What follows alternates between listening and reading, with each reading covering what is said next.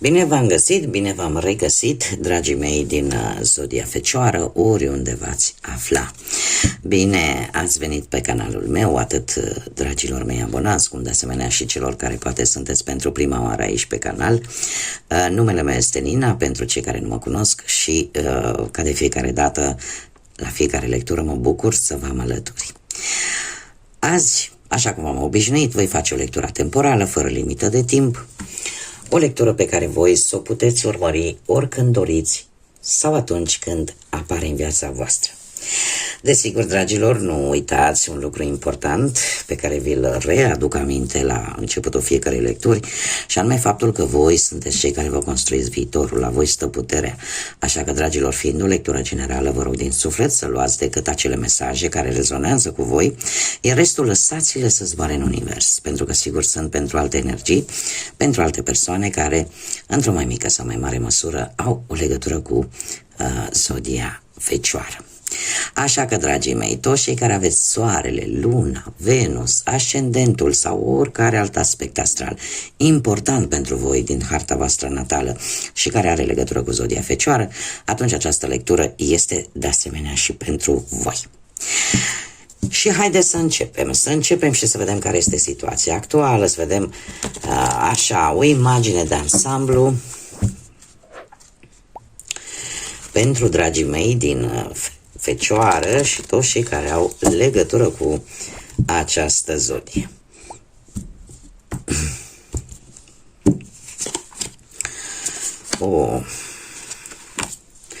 Dragii mei, ați traversat, unii dintre voi ați traversat o perioadă destul de complicată în ultima vreme cu acest 10 de spade. Ați traversat momente dureroase, momente de decepție, ceva neașteptat a apărut în viața voastră care, sau poate ați descoperit anumite jocuri ascunse pe la spatele vostru și a avut loc o schimbare foarte dramatică pentru voi. Așa că cumva nu ați avut o perioadă tocmai ușoară, cu ceva timp în urmă. În prezent avem o energie de apă, rac, pești sau scorpion, care se pare că vă ajută chiar în acest moment să vindecați cumva această lipsă de energie, această stare negativă pe care ați avut-o, aceste momente dureroase, toate aceste decepții vă ajută cineva din, cum am mai spus, dintr-o zodie de apă, rac, pești, scorpion, și care în următoarea perioadă, dragilor, vă va ajuta într-un fel sau altul să închideți un capitol din viața voastră. Să încheiați o etapă care probabil a durat de ceva vreme. Posibil lucrul acesta să vină sub forma unei călătorii lungi, sub forma unei reușite, sub forma unui contact cu cineva din străinătate sau cu cineva de la mare distanță, sau pur și simplu sub forma unui rezultat final favorabil pentru voi. Cert este că, sau dacă vorbim de partea sentimentală, este cineva acolo departe care se gândește tare mult la voi și care vă va ajuta să traversați toată această perioadă destul de negativă pe care ați avut-o în ultima perioadă. Haideți să vedem ce ne spune tarotul pădurii mistice pentru dragii mei din Fecioară sau cu orice altă legătură cu această zodie. Ce vine pentru voi, dragilor? Sunteți nehotărâți. Sunteți nehotărâți. Haideți să vedem și începem cu partea profesională, cu munca. Să vedem ce vine pentru dragii mei din Fecioară. Da, se pare că și pe planul ăsta al muncii ați fost destul de blocați în ultima vreme. Ați fost destul de blocați și v-ați sacrificat tare mult. Nu știu, dacă ați avut propria afacere sau chiar și la locul de muncă, ați tot așteptat să se schimbe ceva, să vină ceva bun. Unii dintre voi ați stat într-un anumit loc chiar dacă nu vă plăcea, din N motive. pentru că tot ați sperat că se va schimba ceva.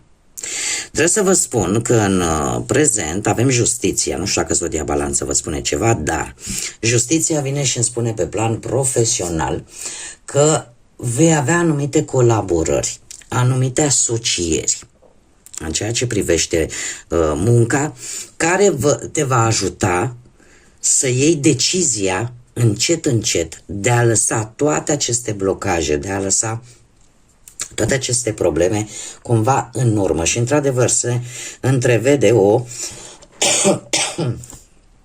o călătorie pentru unii dintre voi cu acest 6 de spade. Se pare că va fi o călătorie în interes de muncă, un job pe care tu îl vei lăsa și te vei îndrepta către alte zări sau către un alt job. E adevărat, nu va fi o tranziție foarte ușoară, va fi o tranziție destul de dură, dar cumva vei lăsa cu siguranță ceva în urmă și care are legătură cu viața ta profesională pentru a face această schimbare, care, desigur, va avea nevoie de timpul său necesar, în așa fel încât tu să te acomodezi la ceva mai bun, din punctul ăsta de vedere profesional. Mergem mai departe. Haideți să vedem pe plan financiar. Pe plan financiar, dragii mei, dragi și dragile mele, pe plan financiar avem și aici niște energii. Avem energii de foc, Berbec, Leu, Săgetător, energii de pământ, la fel ca și voi, Taur, Fecioară, Capricorn. Dragilor, ai avut ceva surprize bănești, e adevărat, nu în cantități exorbitante, dar se pare că unii dintre voi ați avut acea tendință înșelătoare de a cheltui un pic mai impulsiv. Acum trebuie să vă spun că aici ar putea fi implicat într-o anumită situație care legată de bani, ar putea fi implicat o energie de foc. Așa cum am mai spus, Berbec, Leu, Săgetător. Aici e posibil ca unii dintre voi ori să fie obținut ceva, bănuți, sau să fie obținut, cum să spun eu,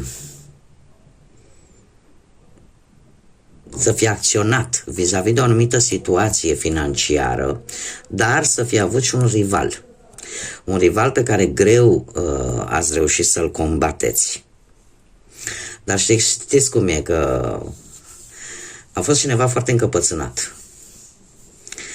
Dar asta nu v-a împiedicat să aveți, cum am mai spus, această reușită, care totuși a venit într-un mod destul de rapid, destul de neașteptat. Și în prezent avem un cavaler, de data aceasta de monede. Aici puteți fi foarte binevoi. De ce? Probabil că în acest moment v-ați dat seama că aveți mari șanse să câștigați într-o situație relaționată cu banii. Aveți foarte multă răbdare, nu vă grăbiți și încercați cumva să găsiți acea siguranță în primul și în primul rând pentru cei dragi vouă.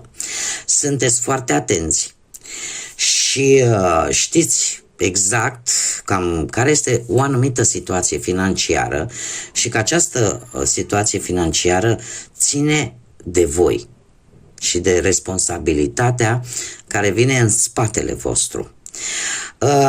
E posibil într-adevăr să vă vină chiar în acest moment anumite sume de bani din mai multe locuri.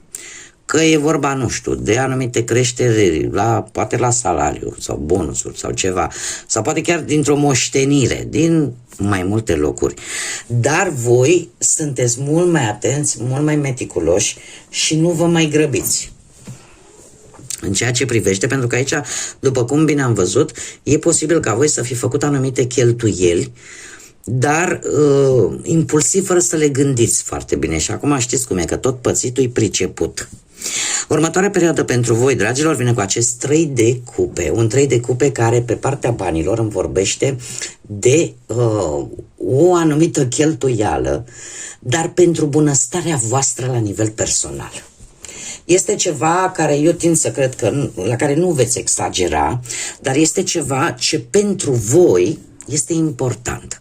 Acum, ce înseamnă asta? Bunăstare personală, nu știu, poate aveți nevoie de un anumit aparat de înfrumusețare sau poate aveți nevoie de ceva care pe voi să vă ajute, să vă simțiți poate mai bine în pielea voastră sau să vă ușureze anumite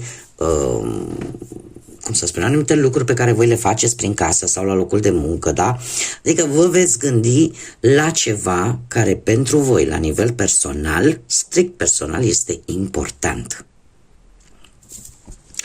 Mergem mai departe. Și haideți să vedem pe plan sentimental pentru cei, prima oară, pentru cei care sunteți într-o relație deja, într-o pereche.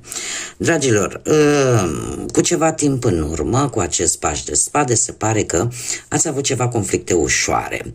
De ce? Pentru că, nu știu, am aici zodii de aer, Gemeni, Balanță, Vărsător. Nu știu dacă perechile voastre au vreo legătură cu aceste zodii de aer. E posibil nu neapărat soarele să-l aibă într-o zodie de aer, poate să aibă un ascendent, da? Sau alte planete importante. Dar, revenind, cu ceva timp în urmă ați avut ceva mici conflicte. De ce? Pentru că nu știu, orică v-ați necăjit voi dintr-o discuție în care poate perechea voastră a dezvăluit niște lucruri care în mod normal poate nu trebuia să o facă. Poate că perechea voastră are o atitudine foarte, foarte iute și care de multe ori nu controlează foarte bine ceea ce scoate pe guriță. Și știm cum e, nu? Cuvintele rănesc și rănesc pe termen lung. În prezent este foarte interesant că avem o regină tot de spade, deci tot zodii de aer. Este cineva cu o gândire destul de independentă și care, chiar dacă posibil să aibă o judecată imparțială, adică să încerce cumva să fie la mijloc, să fie o energie cu o logică și cu o rațiune destul de accentuate, să fie cineva care are puncte de vedere de care poate alții se tem. Totuși, există cineva aici care își va aduce aportul, pentru că este cineva mai în vârstă. Poate să fie, nu știu, o mamă, o soacră, vreo soră mai mare, da? Cineva care influențează și, din câte văd eu, influențează în bine relația voastră. De ce? Pentru că în următoarea perioadă avem un 10 de cupe. Un 10 de cupe care ne vorbește despre o relație care iese din acea fază de negativitate și lucrul ăsta și îmi indică faptul că cineva din familie te va sprijini dacă există o problemă în relație. Deci te va sprijini. Probabil că într-o manieră în care te va face să vezi lucrurile poate mult mai clar decât le-ai văzut până acum. Sau dacă ai auzit ceva bârfe de la N persoane mai tinere, aceste bârfe nu se vor concretiza, da? Nu vor afla, pur și simplu vor rămâne la faza de bârfe și minciuni și nimic mai mult. Da? Nu se vor adeveri, nu se vor arăta că ar fi și reale. Așa că nu este rău. Cei care sunteți singuri în urma poate a văduviei, a unui divorț, a unei separări sau poate că nu ați reușit voi să vă găsiți perechea până acum, jumătatea. Voi, dragilor, cu acest 3 de bâte, de curând aș spune că ați fost foarte mult angrenați pe partea asta profesională. Și asta oarecum se pare că te-a cam împiedicat așa să te ocupi și de viața asta sentimentală. Asta ar fi o variantă. Alminteri, pentru alții, poate arăta o situație în plină desfășurare. Ceva e obținut în urma unei călătorii sau poate unui studiu. Poate că ai avut o tentativă de a începe poate o relație, doar că cumva ai fi vrut să deții un pic controlul vis-a-vis de această situație și e posibil să... Și în următoarea perioadă aș spune că... Nu știu dacă Zodia Leu vă spune ceva, dar chiar și în prezent ai o manieră de a convinge și de a-ți impune punctul de vedere într-o manieră foarte asertivă, adică într-o manieră care să nu rănească, într-o manieră non-agresivă, prin folosirea cuvântului, prin folosirea unor mesaje. Și lucrul ăsta, dragii mei, pe voi o să vă ajute. De ce? Pentru că în următoarea perioadă avem lumea și trebuie să vă spun că vei avea mari șanse să cunoști pe cineva care va avea un rol important în viața voastră. Posibil să fie dintr-o altă țară, posibil să fie la mare distanță de voi și următoarea perioadă va fi una decisivă. De ce? Pentru unii dintre voi, cel puțin. De ce? Pentru că vei avea de luat o hotărâre dacă te vei muta în alt loc pentru a sta cu cineva care pe tine te interesează. Da? Și trebuie să vă spun că, într-adevăr, și cărțile astea îmi spun că cealaltă persoană se gândește la voi de departe. Haideți să vedem ce ne spune și oracolul pădurii mistice. Ce mesaj ai pentru dragii mei din Fecioară? Un mesaj, te rog.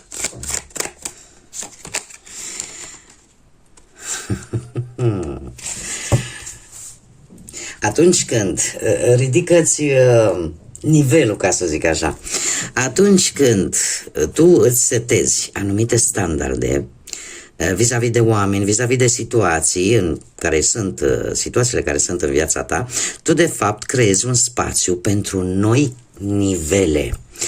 Și lucrul ăsta îți aduce bucurii, lucrul ăsta îți aduce abundență. Așa că ridică-te, răsari dincolo de vechile obiceiuri. Este un îndemn, de fapt, acest mesaj de a te depăși.